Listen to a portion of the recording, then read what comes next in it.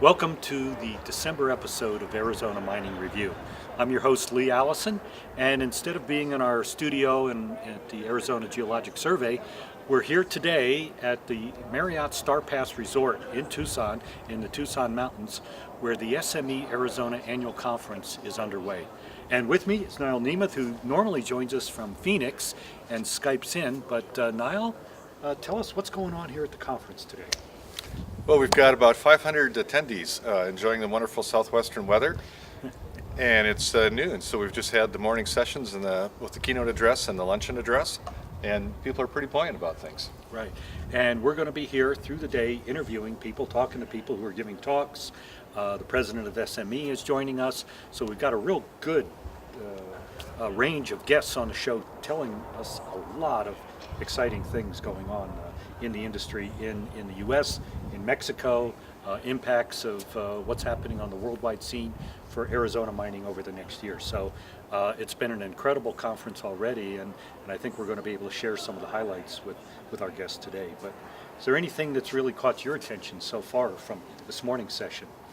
I like the comments we just heard about the base metal prices, that we can expect that we're going to have a continued price for many years above $2.80. For copper. For copper. Right.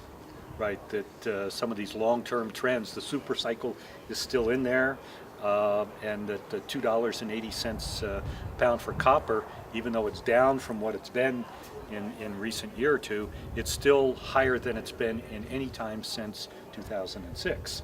So long-term, that sounds pretty encouraging for the Arizona mining industry. Many of the attendees of this conference are focused on copper, producing copper. So that's good news for explorers, developers, and the producers that are here. Right. And one of the things that was pointed out to us is that Mexico is a big factor in this conference here. For the last 15 years, they've been having a technical session on developments in Mexico. And what we're seeing is the role that Tucson and Southern Arizona in general is playing as a regional center for commerce and development with the Mexican mining industry, particularly in northern Sonora and Chihuahua. So the very strong Mexican component attendance here, and a lot of talk about Mexican mining activity. Yeah, and one commodity you didn't mention is also quite stronger in Sonora than it is in Arizona, is gold. So that's another aspect that fits in. A lot of the Mexico session talks have often been on gold exploration and development. Right, and we know the silver mines down there have been huge, and we're seeing now with the Patagonia area, some of the silver exploration going on here in southern Arizona, talking about projects that are starting to be the same scale as some of the things we may have seen in Mexico. We've got Mr. Miser coming in to talk about one of those districts in Arizona, southern Arizona. Right. Well, Niall, outside of the conference here, what's some of the other big news in the Arizona mining field that you can bring us up to date on? It has to be the big news on Resolution Copper. We haven't seen the exchange go through yet, but we've got some really good news. This is the land exchange, the federal land exchange. The Southeast Arizona Land Exchange Bill. Right, which passed the U.S. House first week of December. Right, so we've got the shaft completed, we've got the bill through the House, now we just need to get it through the Senate and signed by the President. Right, and what we're understanding is the Senate could take action on that this week.